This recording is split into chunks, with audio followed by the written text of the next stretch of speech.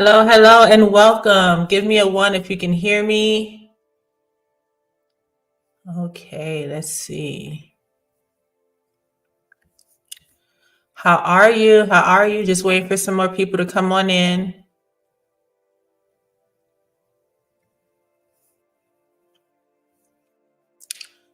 Let's see.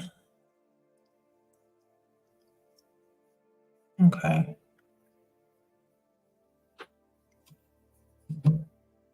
Listen, everyone, we have a wonderful show tonight. And I would like to say thank you so much for tuning in. Make sure that you are hitting that like button as you come in. Take a break, get a pause, take a break, and hit that like button. Today we are discussing the keys to the kingdom. What are the keys to the kingdom? What does that mean? Does that mean anything? We know it means something. How do we access the keys to the kingdom? Okay, great. Thank you.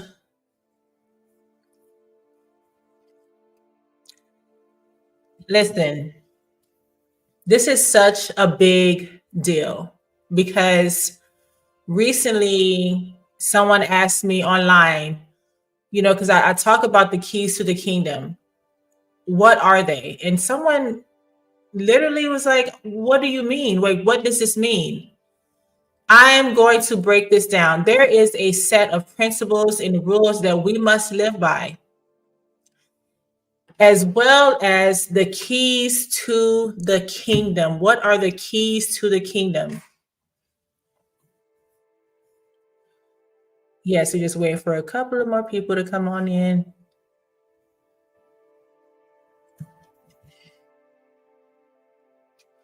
Come on in. Keys to the kingdom. Keys to the kingdom.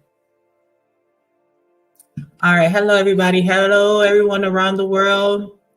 Listen, I hope everyone is enjoying the audiobooks that I put up to listen to. They're going to be really helpful. I have one up already for the whole entire book of Proverbs, and you're going to need to listen to it, especially after this show. Okay. So when you get time, sometimes it's hard for us to just sit and read, so it's easier for a lot of us to listen. Okay.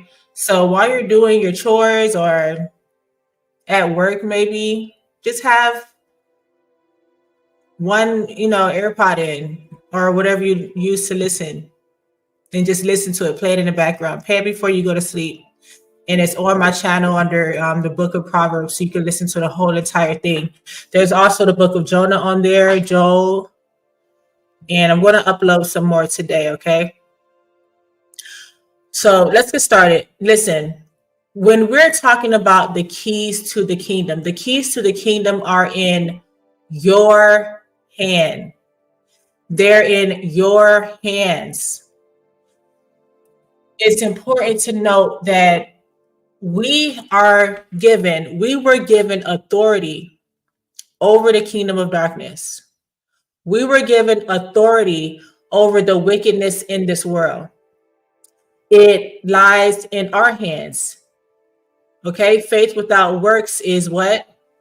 Dead. There's something that we have to do. Now, when you're reading Matthew, our Messiah, he says something twice. Now, every time you're reading the book or the Bible, any book in or verse in the Bible, and it's the same thing twice, that means that it's something that you really need to take heed to. You really need to listen to. Okay. So we have the first time that our Messiah, he says, I'm going to give you guys, when he's talking about his disciples, he's giving them the keys of heaven and earth, the keys to the kingdom. Now, what does he tell them? He tells them, and he says, and this is in Matthew 16:19, he says, I will give you the keys of the kingdom of heaven. Listen up. And whatever you bind on earth shall be bound in heaven. And whatever you loose on earth shall be loosed in heaven. Keep reading a little bit more, then you jump to Matthew 18:18, where he literally says, again, this is the second time you're going to hear this, same chapter. Truly I say to you, whatever you bind on earth shall be bound in heaven, and whatever you loose on earth shall be loosed in heaven. So we have two references to binding and loosing. Two references to say, whatever you are letting loose on this earth, it will also affect the heavens. Whatever you are binding on this earth, it will also affect the heavens. How do we do that? How are we to bind and loose? This is the key to the keys of heaven that he's giving to us as believers, us as his disciples. Whatever you bind on earth, how do you bind? Number one, the key to this, to binding and loosing, is to recognize your authority in the world. You have dominion, you have authority. Whatever you say out of your mouth is you giving a declaration, you giving a decree, you speaking a thing and it coming true, you binding a thing and it coming true. All of this happens where? Through your mouth, through your words. So the key to binding and loosing is through your declarations, through your words, through your mouth, okay? When you're reading the Bible, you see a lot of references to like your lips, how it says, maybe we're going to get to it. There's a lot of references in Proverbs. When you are declaring and you're binding and loosing, you are speaking by faith what you want and what you don't want. So, on this channel, of course, we deal with the spiritual side of narcissism. This is not just a channel for about narcissism. We kind of cover other spiritual warfare tactics as well as things that you need to maneuver in this world when you're dealing with toxic people, and how to overcome when you're dealing with spiritual warfare. One of the biggest principles that was helpful, to me, is the concept of binding and loosing. Okay? The concept of using your words to hit the spiritual atmosphere. Your words will hit the spiritual atmosphere. This is why you have the power, you have the authority, that what you say will either loose your blessings or bind them also. What you say will bind a person out of your life, or they will continue to have access to your life. Dealing with narcissism.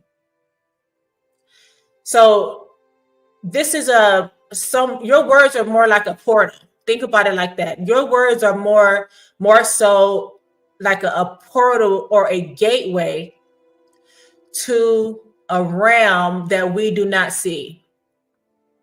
The way to reach this realm is through your words, binding and loosing. Okay?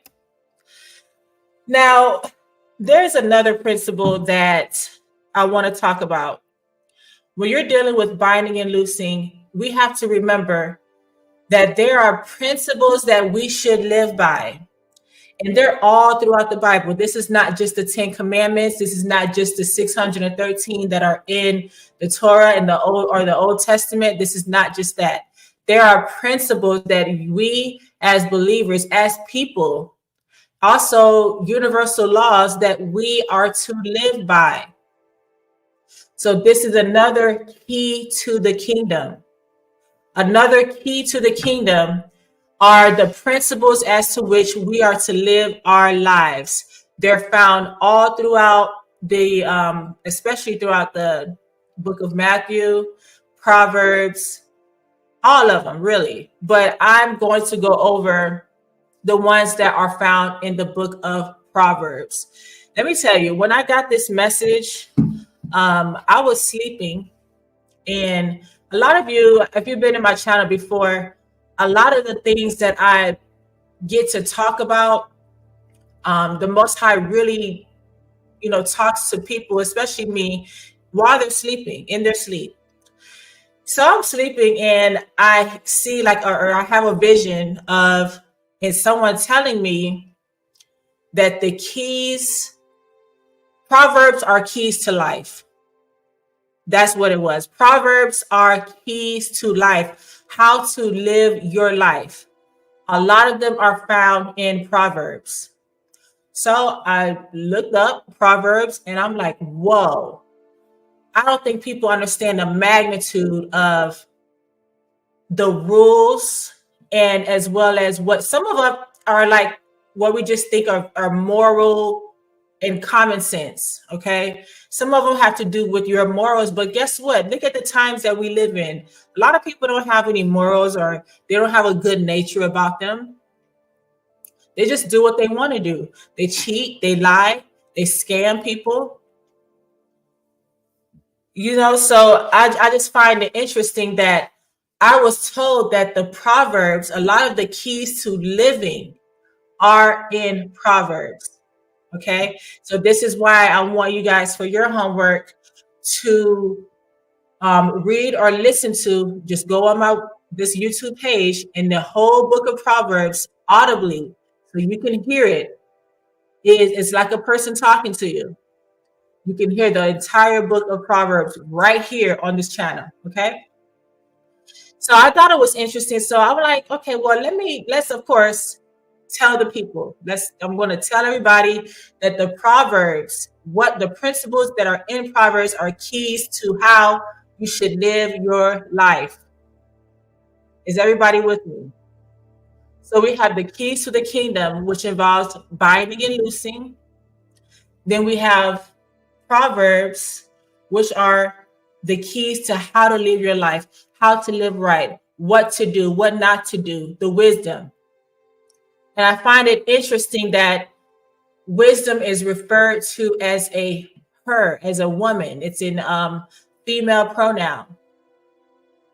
And it kind of goes against what a lot of you see just on the internet, how they bash women so bad, how they tell women that, you don't have any place.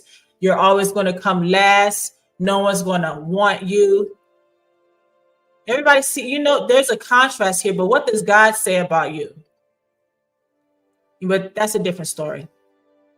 We just have to be careful of what we soak into our brains, especially on the internet. It's such a toxic place. But on the other hand, there are many instances where we actually get a glimpse into how we are supposed to conduct ourselves. The internet has been such a blessing to so many people because, hey, you might have not known this knowledge on narcissism or spiritual warfare if it weren't for these channels on the internet. Okay. So you just have to weed out the good and the bad and make your decisions like that. All right. So listen, everybody with me now, I'm going to get into a lot of the principles that are in Proverbs that I really feel that people should be aware of. And these are keys to life. These are keys to life and living. All right, so let's get into it. So let's start with, okay, we already, let's see. Here's a good one. Do not withhold good from those whom it is due when it is your power to act. Do not say to your neighbor, come back tomorrow, I'll give it to you, when you already have it. How many people? I'm guilty of that one. And then it's like, now I know not to procrastinate or sit on something so much. If I got something to do, let me just do it now and get it over with. Okay. And then also type in the chat, What do you think about these? Do not plot harm against your neighbor who lives trustfully near you. Do not accuse anyone for no reason, and they have done no harm. Do not envy the violent and choose any of their ways. I've heard of this one a lot because it's a lot of people feel, these people are so wicked. How are they getting away with it? And there can be a little bit of envy there. You're envying, sometimes, not everybody does this, but you see them getting away after scamming so many people, and they're on the 5th vacation this month, and you're just here struggling because you want to do things right. Don't envy the wicked. Do not envy the wicked, okay? The Lord's curse is on the house of the wicked, but he blesses the home of the righteous. Now, I find it interesting that in this one that I'm about to read, we are instructed to look at an ant, like an ant that eats a little annoying ant. Go to the ant, you sluggard. That means someone who is lazy. Consider its ways and be wise. You see how you can learn basically anything through any scenario or animal? It has no commander, it has no overseer or ruler. Yet it stores its provisions in summer and gathers good food at harvest, meaning it foresees a certain season and gets prepared. I was actually talking to someone recently about, the things that are going on in the world, the migrants and the immigration, and then we have, upcoming possible wars coming up, and maybe possibly like grids going down. If you can foresee things like that, it's wise to be like the ant and prepare your home. It's wise to say, hey, you know what? Maybe I'll take this extra $5 that I have. I'll just go to Dollar Tree. Let me get some canned foods, or I get some 80-cent canned foods from Walmart. Let me just get a little bit extra each day or each week, possibly each month, whenever you go to the store, because we know that there's something on the horizon. I'll just say that. And it would be wise to foresee something and get prepared. That is the lesson that an ant can teach us. A little sleep, a little slumber, a little folding of the hands to rest. That means, let me just lay down, let me just go to sleep. And poverty will come to you like a thief, and scarcity like an armed man. Don't let our sleepiness and our basically sluggishness make us too comfortable to the point where poverty will creep in. Okay. I think it's interesting that Proverbs 7 talks about how a woman seduces men to fall. Talks about more of a woman, and different versions have different translations or use different words, I should say. And, when we're dealing, because this channel is a lot about narcissism, right? There are a lot of men come to the channel and watch, listen, learn. That's awesome. Now, if you're a man, I would really love for you to read Proverbs 7 and how a man can be enticed by a woman to get him into a trap, to ensnare him. When you get a chance, make sure you read or listen to Proverbs 7, where a woman will seduce you. Do not fall into the trap of a seductive woman, okay? Hatred stirs up conflict, but love covers all wrongs. Doesn't that match up when our Messiah said, love your enemies? See that? Line up on line, precept on precept. That is how you're supposed to read and learn the word of God, okay? Wisdom is found on the lips of the discerning, but a rod is the back of the ones who has no sense. Let's see. The wages of the righteous is life, but the earnings of the wicked are sin and death. Everybody hear that? Wealth is worthless on the day of wrath, but righteousness delivers from death. So, how do you get delivered from death? Righteousness. You see how that's a principle of life? Do you see how that's a kingdom key? Everybody with me? Okay, I think everybody's here. Listen, evil doers are trapped by their sinful talk, and so the innocent escape trouble. Now, I want you to listen to the following ones because there's a lot of emphasis on the power of your tongue. That is how I started off this video right here. If you're coming in late, we talked about the power, life and death are in the tongue, your words. You can speak life, you can bring death, you can bind, and you can loose blessings. Okay. The words of the wicked lie in wait for blood, but the speech of the upright rescues them. Interesting, right? An honest witness tells the truth, but a false witness tells lies.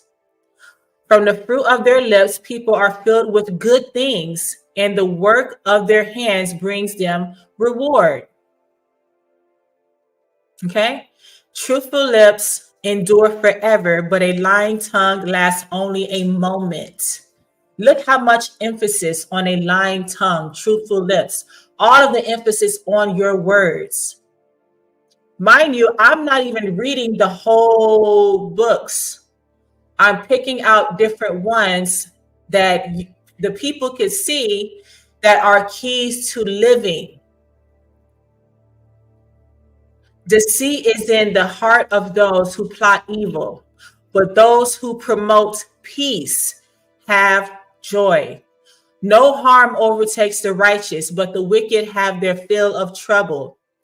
The Lord detests lying lips, but he delights in people that are trustworthy. Think about that. All of these are the way that we should be conducting ourselves. All of these are keys to the kingdom, the keys to living right. All hard work brings profit, but mere talk leads to poverty. So don't just talk about, you have to be about it. Don't just talk about it. How many of you know people like that? All they do is just talk about what they're going to do. They're planning this and planning that, and none of it comes true. The only thing that comes true is them asking for money and begging. But they're just all talk. Now, look at how you're supposed to handle people. A gentle answer turns away wrath, but a harsh word stirs up anger. Think about how you hear all these people yelling at you, even on YouTube. Oh, they're condemning you. You hear so many things especially against women.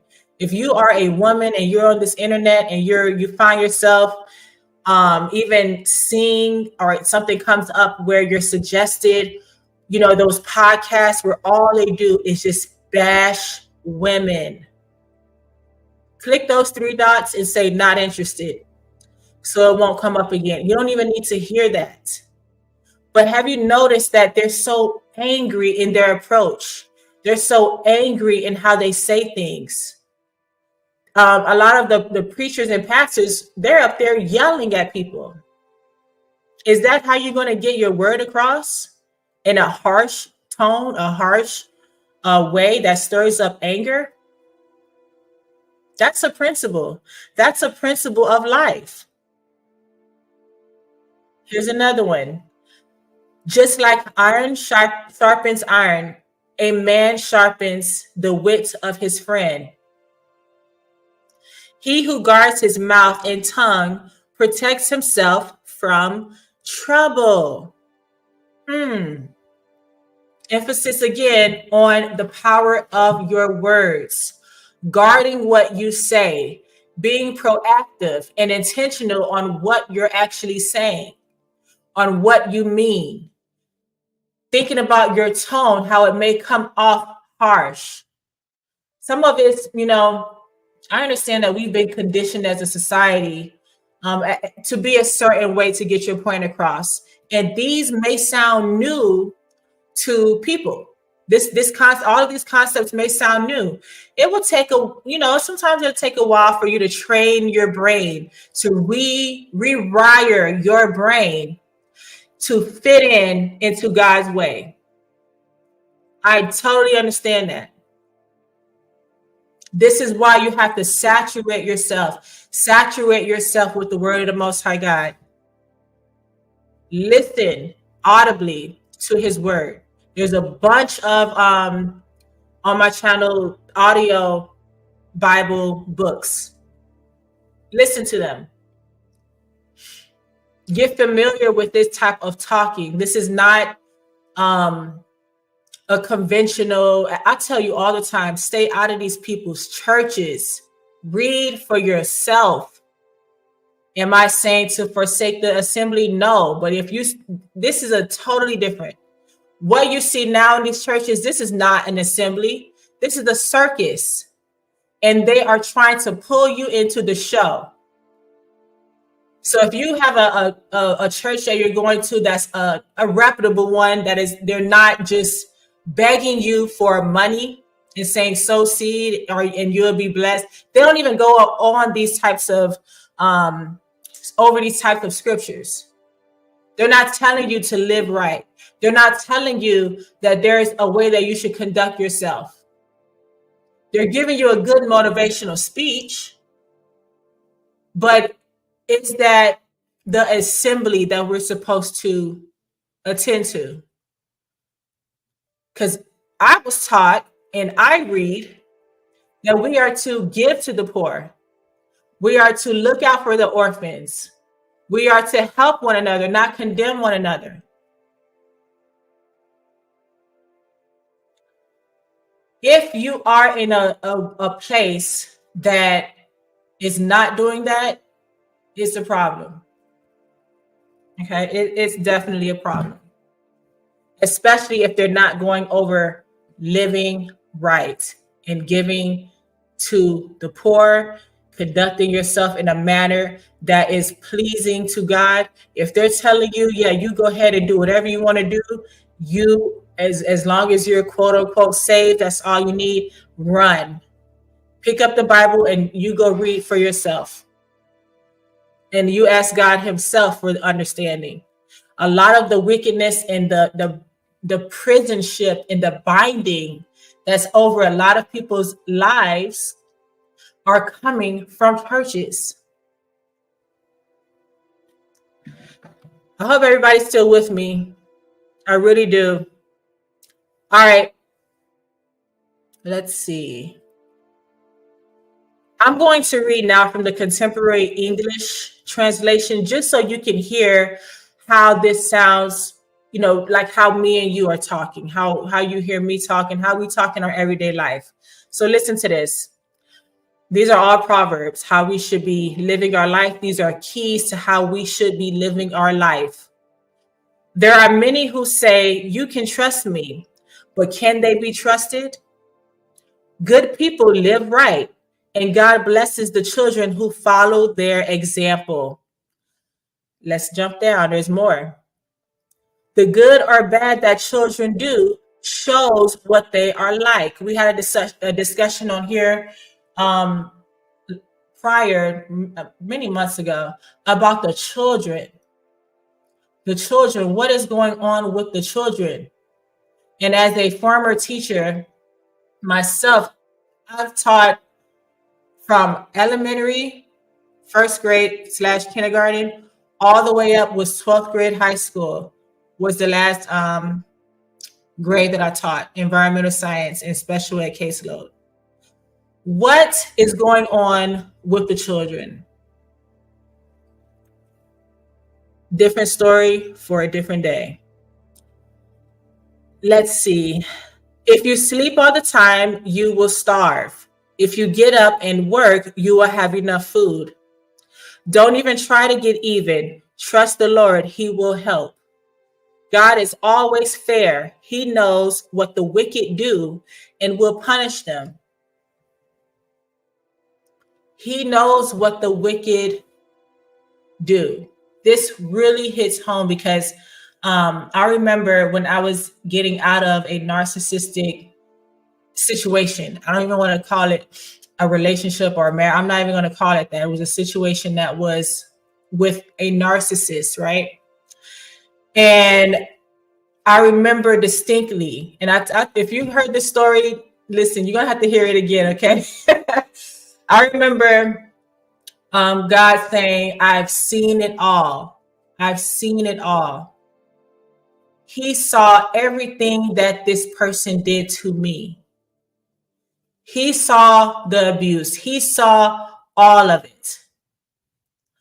It was really profound because He sees all and He knows all. When you are His child, He will allow you to go through these situations because, hey, I have free will. We have free will. You know, it takes a lot of nerve to get up here and say, yo, I was stupid. That's why I do what I do, because I could see how people get wrapped up in the schemes of the devil. I can see how people get wrapped up and they don't even know that they're wasting time. Okay, but you can rest. You can know without a shadow of a doubt that the Most High God, He sees all and He knows all, and He will be with you when you cry for help. He will remove that person when you say, you know what, I'm done. He will be there. God is always fair. He knows what the wicked do and will punish them. This is why the retaliation and the revenge on the narcissist is too great. It's too big for us as mere humans to execute. How are you going to retaliate on a narcissist? And whatever you do to this narc, they need something bigger than what you could ever do. And they will get something bigger because the revenge is in the Most High God's. It's not our place to take revenge. You give it to Him. He will punish. He will execute the punishment. Your punishment is too light. And, we don't gloat about, when they do get punished, we don't laugh about it. That's a proverb too. You don't laugh when somebody is getting in trouble, because then the Lord will see that and take back that punishment. Okay? Let's keep going. If you won't help the poor, don't expect to be heard when you cry out for help. Wow, this is a big one. This is a big one. Oh, I don't hear God. I don't know what I'm doing wrong. Are you stingy? Do you see somebody that needs help and you have the resources, but you just say, no, I don't want to. I'm not going to. Maybe, maybe it's not even about money. Maybe this person needs help possibly moving, or maybe this person needs help or just an ear to, a shoulder to lean on. Are you helping? Are you helping the poor? Okay. Don't be a heavy drinker or stuff yourself with food. It will make you feel drowsy and you will end up poor with only rags to wear. Watch out for anyone who tells lies and flatters. They are out to get you. Now, that is a good one. That's a really good one, especially when you're dealing with narcissists. When you first meet them, remember the future faking and the love bombing. When you first meet a narcissist, what are they doing? You only met them for 2 hours and they're already flattering you and telling you things that they think you want to hear within 1 minute of the phone call. You don't even know this person. They get straight to saying all the things that they think you want to hear to flatter you, because they know that a desperate person or one that is craving attention, that's all they want to hear is flattery and compliments.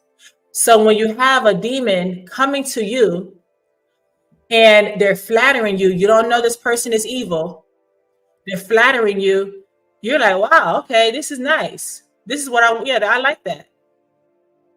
This is why it's important to think logically, okay? Think with your head. Why is this person saying that? Am I saying that it's not good to get compliments? No, okay? But we're all high thinkers here. On my channel, I don't have any low thinkers here, where everybody is on a good level of thinking, right?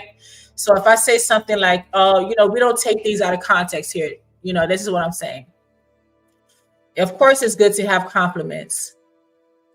But when it's upfront fast, upon first meeting, and it's nonstop upon the first conversation, second conversation, things like that, it's a little strange and it's a red flag.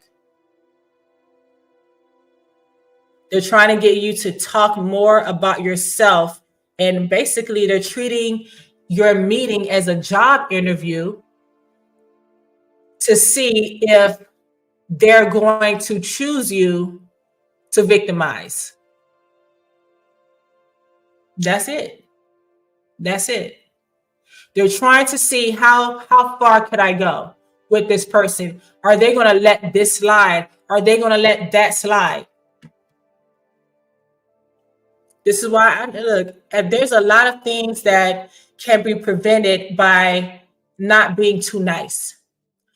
Society will teach us and say, oh, well, you're not supposed to judge. You're not supposed. Listen, if I'm getting a vibe, a weird vibe, number one, if this person is coming across with just too much too fast, that's number two. I'm not going to make any excuses for them.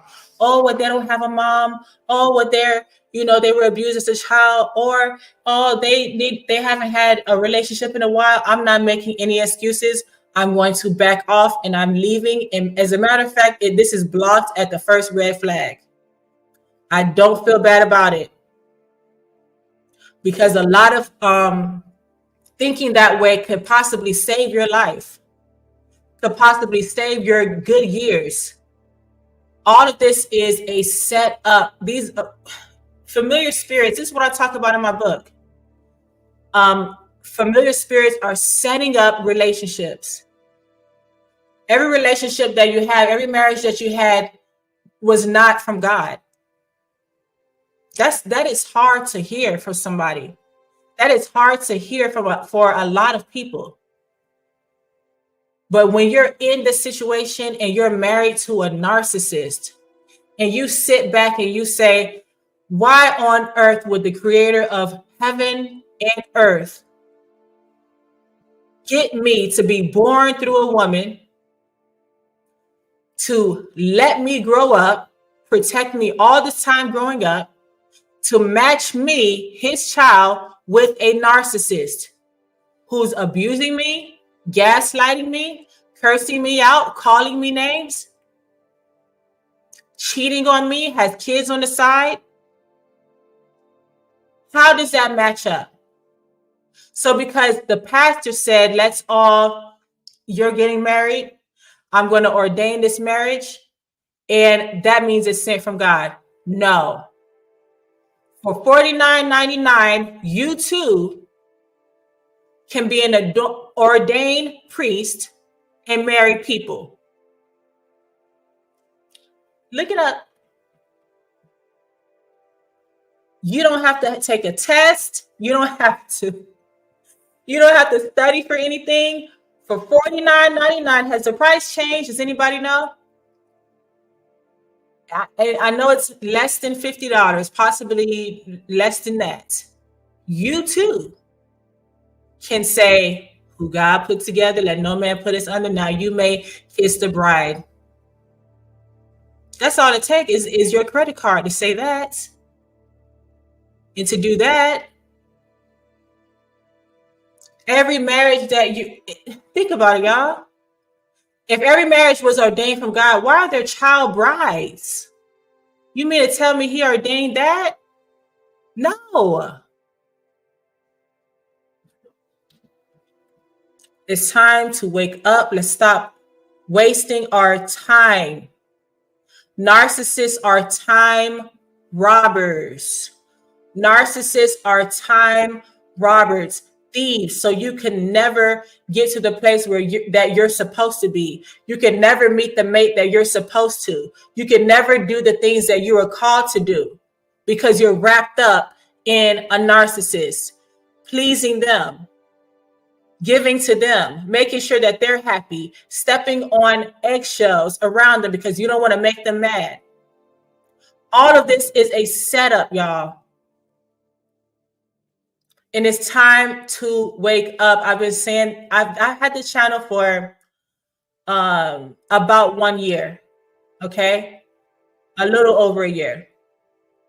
First video was under the playlist, the real reason why you keep meeting different people. I'm sorry, the same person in different people. One of the first videos I came out telling people every marriage, every person that you meet is not even human sometimes. I'm not going to go there. But every person that you meet is not, that you're involved with, is not sent from God, especially when you're dealing with marriage. But that is a tricky one because people think, okay, well, the pastor put it together and, you know, I was allowed to get married. Yes, it was under permissive will, but not perfect will. I need everybody to stop what you're doing. Hit the like button. Make sure that you share this content. Okay. You know, that's a different story. But of course, if you have my book, everybody listen, support this book. Support this book, please. It is titled When Satan Plays Matchmaker, Exploring the Spiritual Side of Narcissism. Okay. Exploring the spiritual side of narcissism. It's on Apple Books and Amazon Books. Amazon, regular Amazon, Kindle and everything. Because this has to get out. This has to get out. All right, let's go over a few more of the keys, which are the Proverbs, how we are to live our life. How we are to live our life. Giving to the poor will keep you from poverty. But if you close your eyes to their needs, everyone will curse you. Flattery is nothing less than setting a trap. This is God's word, y'all. Okay. Your sins will catch you, but everyone who lives right will sing and celebrate. The wicked don't care about the rights of the poor, but good people do. Wow. Too much pride brings disgrace. Humility leads to honor. Let's just read a few more. Let's see.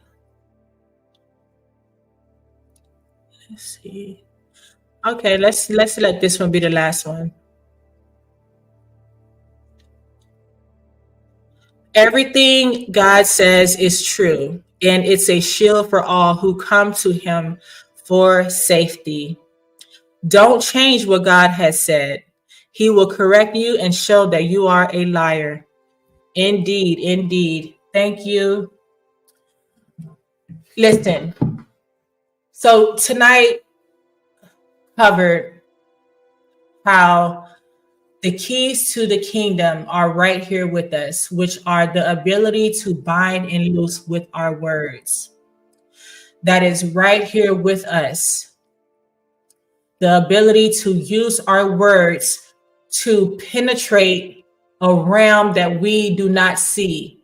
The only way that you can penetrate this realm is through your words, or unless the Most High God, shows you something in a different realm that's different. You got people that are in the kingdom of darkness trying to astral project their way, trying to, give themselves lucid dreams, taking things and doing spells just to try to penetrate this realm for, so they can do their wicked schemes. Even we have authority over that. All we have to do is use our words. And when we're using our words to bind and loose, it's imperative to note that all of this has to be in the name of the Messiah. So if you're a person that, uses Jesus of Nazareth, or you use the Hebrew language, either one. So whatever you're saying, for example, no weapon formed against me shall prosper. And Father, you gave us the authority, you gave us the ability to condemn every word that has risen up against us in judgment. Right now, Father, I condemn every word that has risen up at me in judgment in the name of Jesus of Nazareth. Okay? Because we have to make sure that we are putting it in his name. This is what he gave us the authority to do. It's not in my name. We're not that strong. We have to have him. Okay, this is why all of these principles, these are kingdom keys for us as believers. Okay, yes, there are plenty, universal laws giving to the poor. These people some of the people aren't even believers at all. And you see them just getting richer and richer and richer. Why? They're giving to the poor. They aren't greedy. They aren't stingy. They're not, a lot of them, not saying all, but some of them are doing these principles that are universal and don't even know it. Okay? But us as believers, there is a special bread for us. There are things in place that are only for believers, only things that believers can do. Only thing as a believer, we can cast out demons. We can, use our authority that the Messiah gave us. Okay. Yes, chat. Yes, chat. Yes. Yeah, I'm really happy that everybody is here. I hope everyone has a really good understanding of the keys to the kingdom, binding and loosing. It was so important that it was said twice. Behold, I give you the keys. These are the keys. It was said twice, you guys. This is how important this concept is. Your words are going to penetrate an atmosphere that you cannot see. Life and death are in the power of the tongue. And then you go back to the Proverbs where you have our principles, our keys to living. When the Most High God gave me that dream, I was like, I woke up and I was reading the Proverbs. I'm like, oh my gosh, like this is how we should live life. Unjust scales, lying lips. Think about all the things we see today, how people are cheating each other, scamming each other, doing bad to their neighbors, lying on people for no reason. All right. Listen, guys, I hope everyone had a wonderful time with me. And you're going to see me also, I want to say tomorrow morning, but I'll see. I shall see. Make sure that you're getting a copy of the book, When Savior Plays Matchmaker. Everyone, give it a thumbs up. Give me a like. If you have the book already, write a 5-star review. All of this is under, there's no team here that's doing publicity. All of this, I'm running all of my channels. Just me. So I would really appreciate if everyone could, just kind of step in and help where you can to share the content, because this is just is just me that's running it. So I'm definitely need as much help as possible getting the word out there. That's the most important thing. All right, guys. All right. Well, I absolutely love each and every one of you. And I will see you next time. I'm trying to think, is there anything else that I wanted to say? I guess not. All right. See you next time. Bye.